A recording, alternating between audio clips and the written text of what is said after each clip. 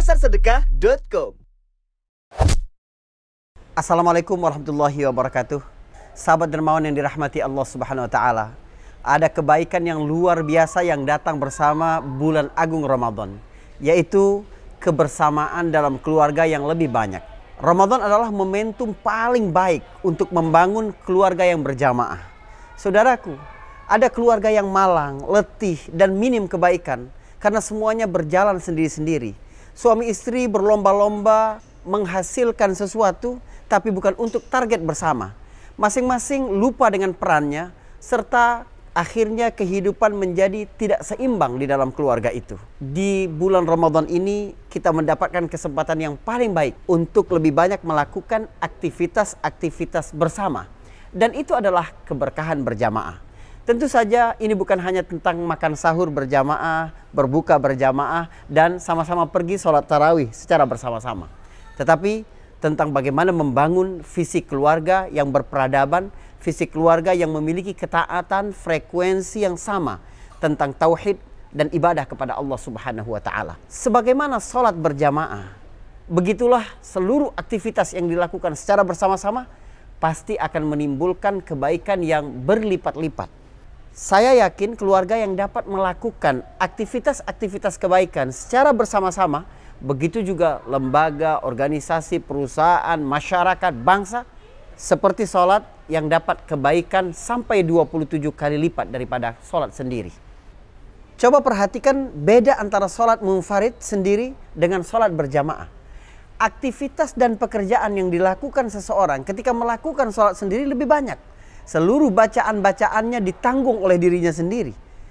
Lalu konsentrasi, menghitung jumlah rakaat, serta gerakan-gerakan dalam sholatnya benar-benar dia lakukan sendiri. Namun dalam berjamaah ada tanggungan pekerjaan yang dilakukan bersama-sama. Tetapi pahalanya jauh di atas sholat sendiri. Keluarga adalah unit paling kecil dalam masyarakat. Mustahil kita berbicara tentang peradaban besar. Bagaimana umat ini akan memimpin peradaban di dunia ini kalau sekiranya keluarga mereka bukan keluarga yang kuat, bukan keluarga yang berada di dalam visi dan misi yang sama.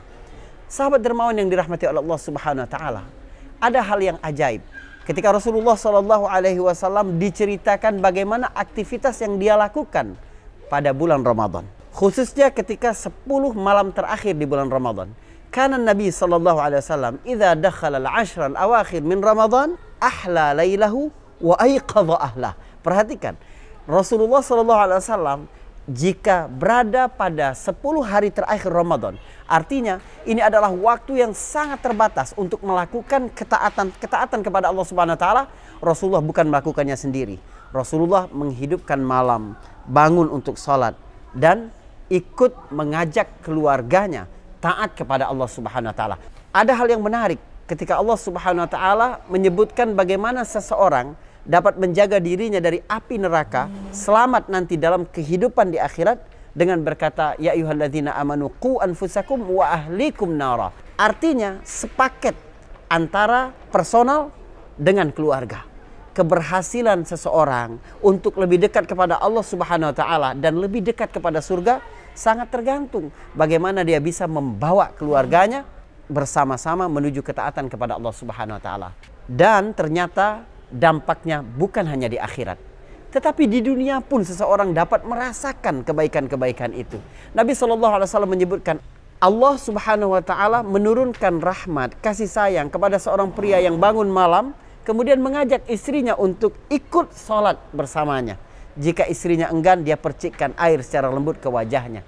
Rahimallahu rajulan qama minal lail wa ayqadha ahlahu fa in abad nadaja fi wajhil ma. Begitu juga sebaliknya kalau perempuan bangun malam lalu mengajak suaminya untuk sholat. Jika suaminya enggan, dia percikkan air di wajahnya dengan lembut. Subhanallah, ini adalah ketaatan yang dapat dilakukan bersama-sama.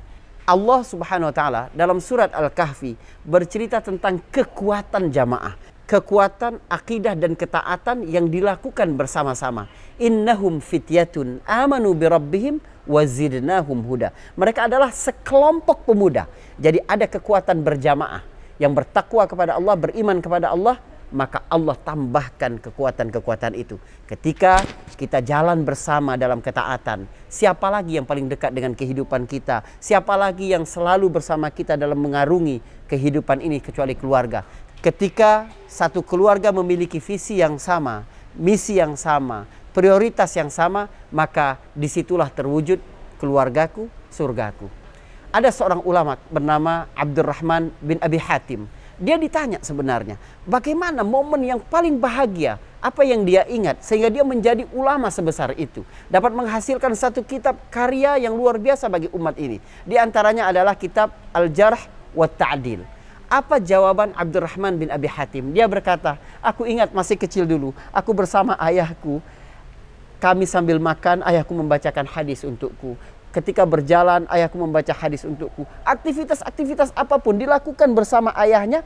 Ini luar biasa. Dapat menciptakan kenangan yang kuat. Sehingga menggerakkan kebaikan menjadi seorang ulama besar sekelas Abdurrahman bin Abi Hatim.